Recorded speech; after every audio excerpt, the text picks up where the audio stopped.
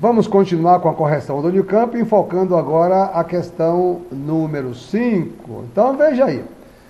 Na segunda história, falando de um poema de Drummond de Andrade, um poema conhecido, que é continuação da questão anterior. Na segunda estrofe, há dois processos muito interessantes de associação de palavras. Em inenarrável, narrada, encontramos claramente um processo de derivação. Em disfarçar, farçar, temos a sugestão de um processo semelhante, embora farçar não conste dos dicionários modernos. Relaciona o significado de inenarrável com o processo de formação e de farçar em relação sugerido no poema com disfarçar. Então, veja bem. O autor, o Carlos Drummond de Andrade, ao usar a palavra inenarrável, narrável, aquilo que se narra, inenarrável, aquilo que não se narra, uma palavra formada por prefixação. Então, está no dicionário. Então, o que o aluno tinha que lembrar? Se inenarrável, que não se narra, disfarçar, e aí, no caso, farçar com C cedilha, é um neologismo que Drummond cria. Uma das marcas do seu homenageado, que é o Guimarães Rosa, era a criação de vocábulos novos, o neologismo. O que o nosso candidato tem que responder? Carlos Drummond de Andrade usa um processo de invenção linguística característico do homenageado. Quem é homenageado? É João Guimarães Rosa. Inenarrável, que não pode ser narrado, dicionarizado, prefixo negativo in. Farçar, invenção linguística, é um neologismo. Isso era próprio do João Guimarães Rosa. Portanto, a resposta tem maiores dificuldades da letra A. Na letra B, explique como esse processo contribui na construção dos sentidos dessa estrofe. É só lembrar que o impacto do estranhamento está na qualidade do inexplicável na obra rosiana.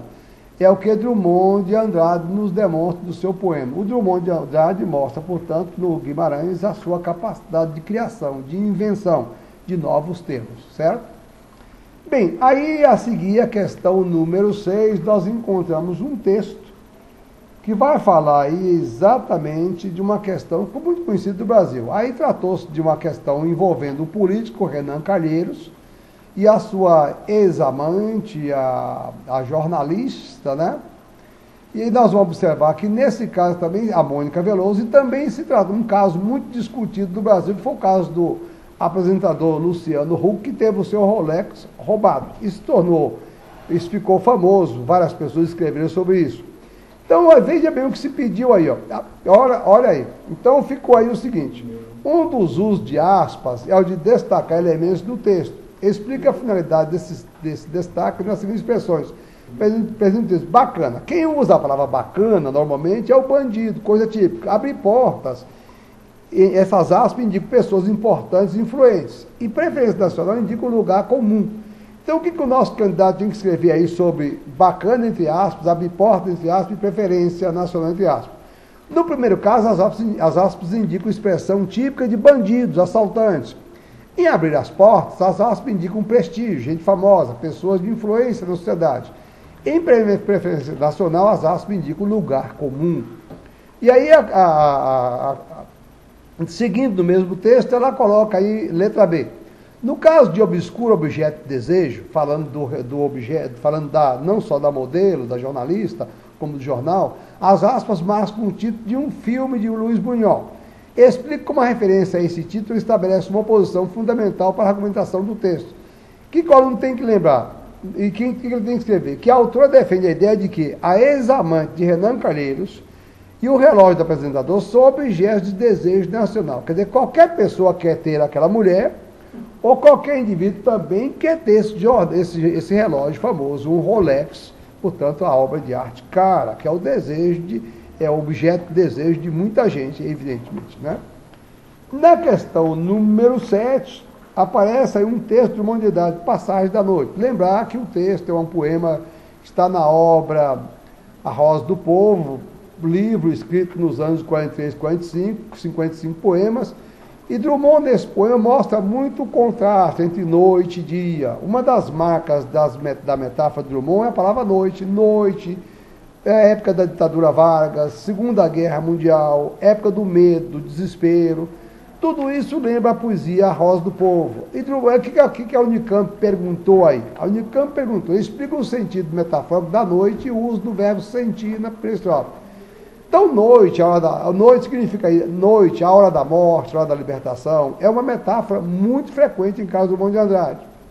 Aí a Unicamp perguntou, explica o sentido metafórico do dia e o sentimento a ele associado da segunda estrofe.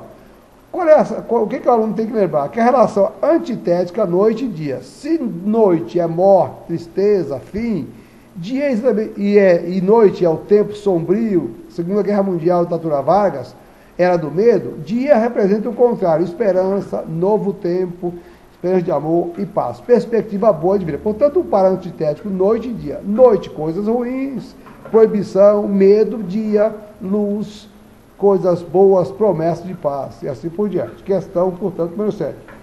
Na questão número 8, nós temos um capítulo do Dom Casmurro, do Machado de Assis, não é? E aí o capítulo mostra bem aquele momento em que o autor está falando dos aforismos, do credor, do arquimilionário. É o momento em que se discute se Bentinho deve ou não deve ir para o seminário, deve ou não, se a mãe se concorda ou não em mandá-lo para o seminário São José. O que a Unicamp perguntou? Quem lembrou da Glória da Promessa e qual o seu vínculo com a família dela? O aluno que leu o livro ele não tinha dificuldade. Lembrar que quem está sempre falando com Dona Glória, que está na hora do menino para o seminário, é o agregado Zé Dias. O que o menino tem que escrever aí? No capítulo A Denúncia, José Dias lembrou Dona Glória a promessa de tornar Bentinho padre. José Dias é agregado, vive sob a proteção da família de Dona Glória, a matriarca. Portanto, para quem leu o livro, não teve dificuldade. Aí vem a questão, explique o uso da linguagem comercial no trecho citado acima e no romance. Aqui, como se trata de questão religiosa e ao mesmo tempo Bentinho é advogado e é também, de certa forma, está ligado ao comércio, o que nós observamos aqui é que uma das grandes marcas do autor, Machado de Assis, que aparece na sua obra de ponta a ponta, é a ironia.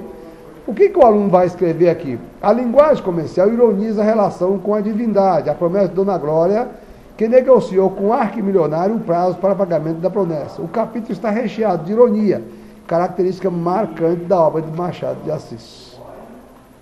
Certo?